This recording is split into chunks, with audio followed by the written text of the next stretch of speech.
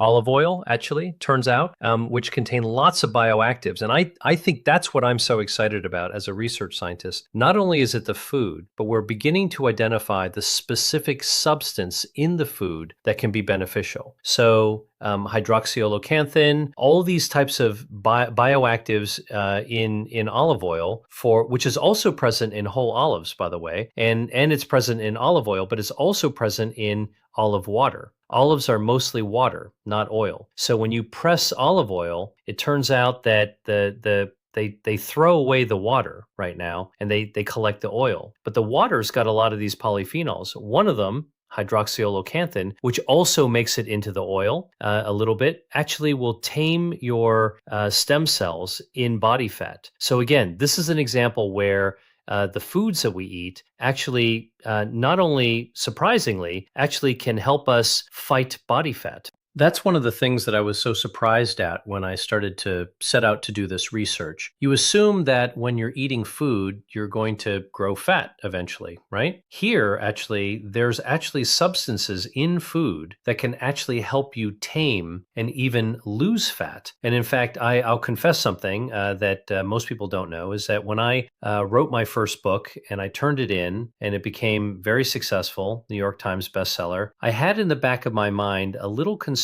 that people would become so enamored with eating all the foods that I talked about that they might gain weight. And, you know, I'm a medical doctor, so I get concerned about this obesity epidemic. And I would be receiving these emails, thousands of emails, tens of thousands of emails, people thanking me for writing the book, and then talking to me about how more empowered they feel and how much healthier they felt. Some people said, oh, I was able to get off of my medications. I got lots of really good feedback.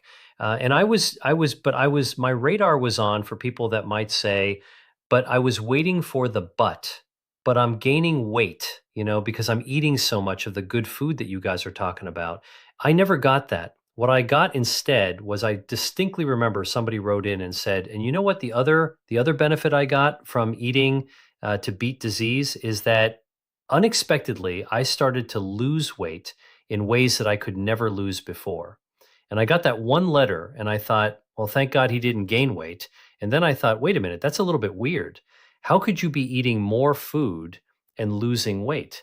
So I kind of brushed it off, and then I got more, maybe another dozen letters like that, or notes, emails like that, people reporting that they were actually losing weight.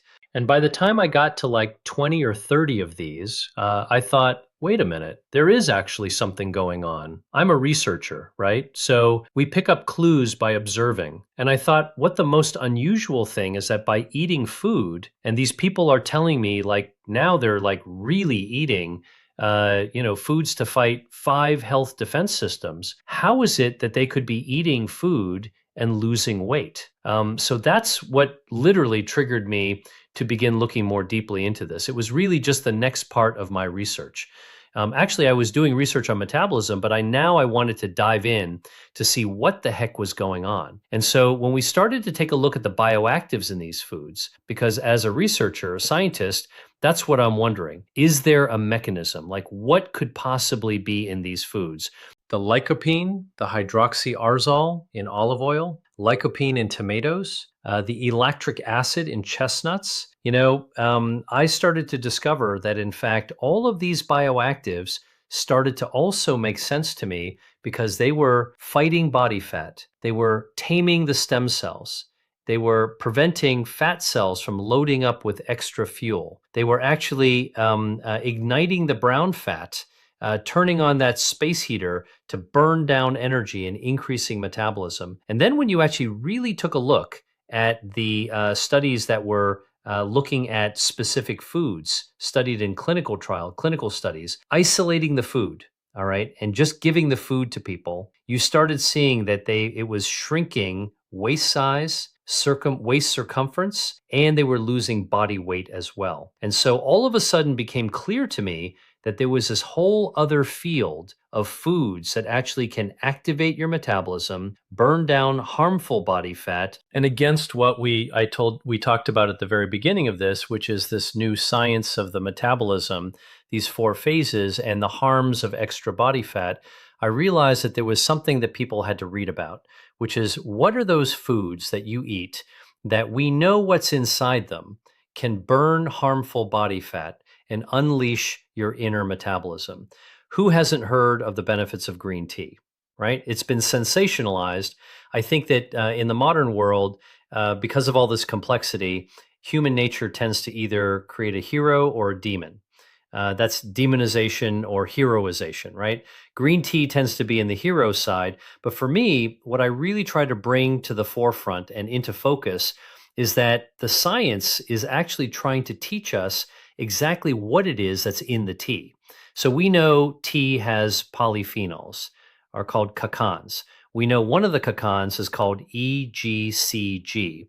It's epigalo catechin 3 galate. But don't worry about the fancy Latin scientific names. Let the scientists kind of deal with it. But there's a polyphenol and tea catechin. It's actually really, really good for you. Not only does it cut off the blood supplies to help starve cancers, not only is it anti-inflammatory, not only does it help protect your stem cells, you can regenerate from the inside out. The fiber in green tea and some of the catechin itself is actually a prebiotic, helps to nourish your gut microbiome, take your gut bacteria, make it happy. It's antioxidant, good for your DNA, stimulate your immune system. So again, these are the attributes of only one of the substances that we know about in green tea that actually helps our bodies stay healthier. It turns out when it comes to your body fat, the catechin, the same substance, actually fights white fat. So it actually helps you actually lose some of the subcutaneous jiggly stuff. But more importantly, it actually helps you lose visceral fat, the harmful baseball glove fat that can be trapped even inside a skinny body. That's the stuff that chokes your organs, that grows fast. That's out the fat in the back of your tongue that we talked about earlier.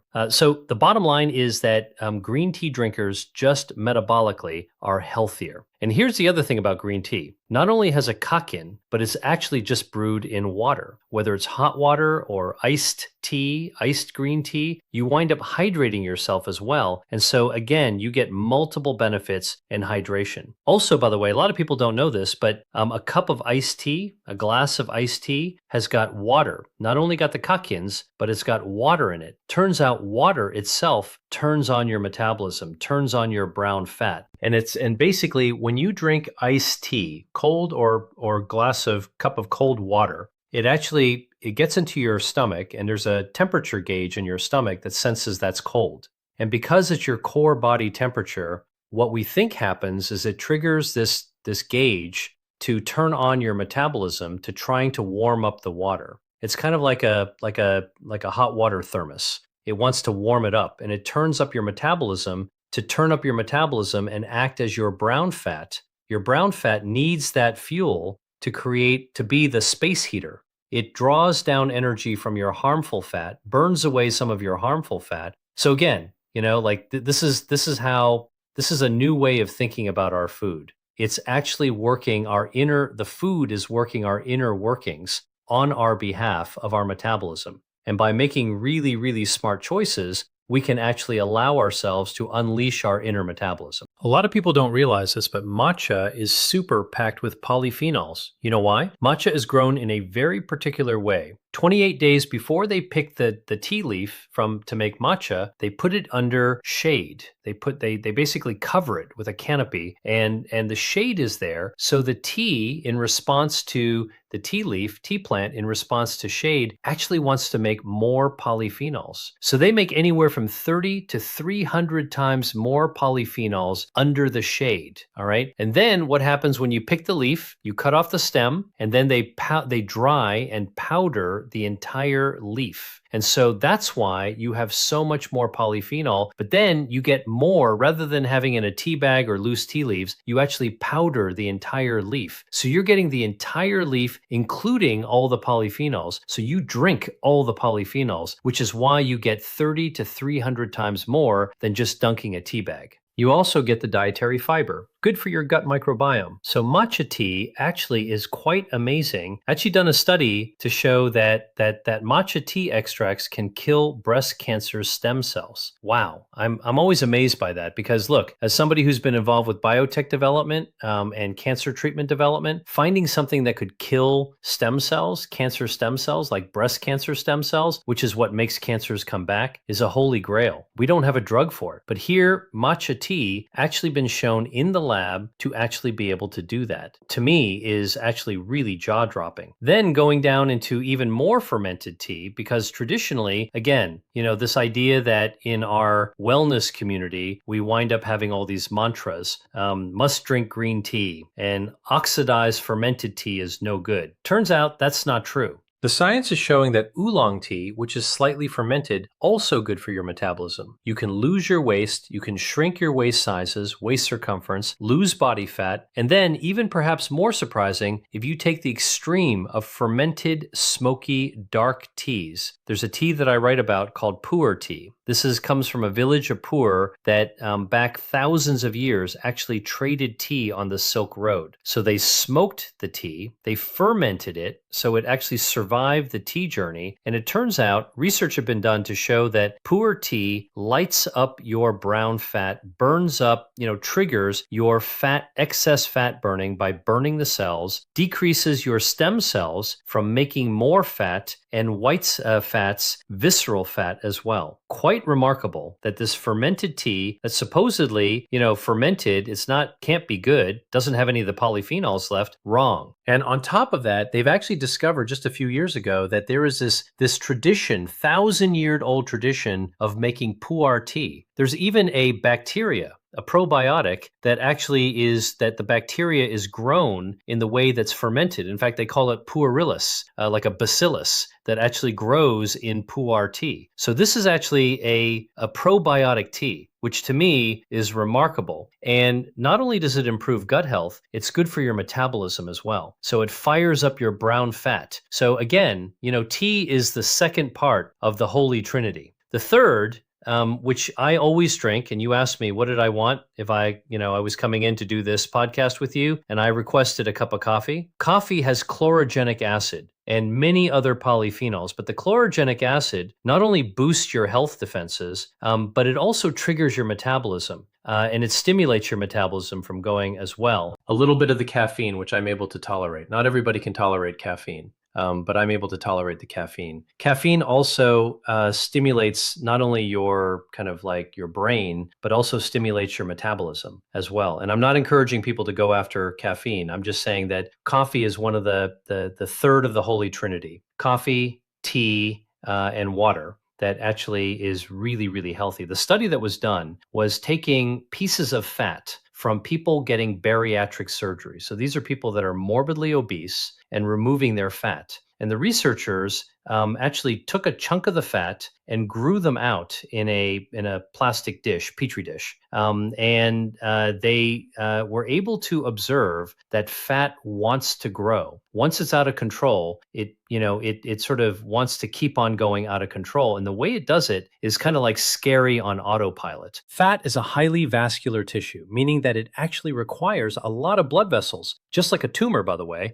So when fat wants to go way beyond where it should be growing, excess body fat, the way that it supports itself is by hijacking and recruiting and growing out, extending extra blood vessels, desperately trying to find a source of blood, of nutrients and oxygen. And so what they found when they removed the fat from obese people and they put it right into a petri dish and to grow in tissue culture, the fat within days started extending its tentacles of blood vessels, searching for new nutrition in order to be able to make it grow bigger and bigger and bigger and to explode in its growth. And so this is what's really interesting, is that there's an analogy between excess body fat and cancer that's growing. Early in the womb, when our bodies are still forming, blood vessels grew and fat formed little bubble wrap packing around the fat, little formations of fat in order to be able to store fuel. That's basically how we actually form. So our blood vessels naturally have a little rim of fat around it.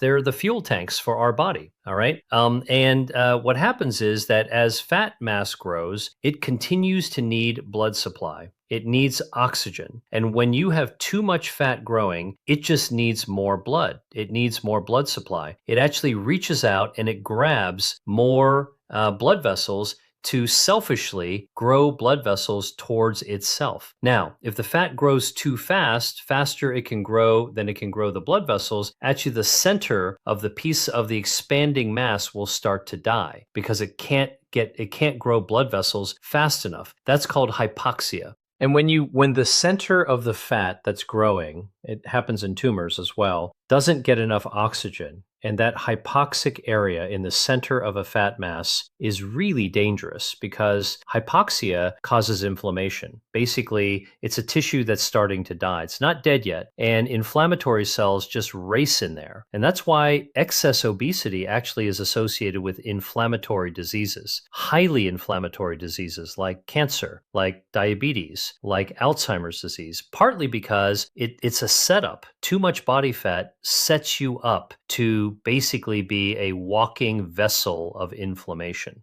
Hey, if you like that video, then you're going to love this one. Check it out.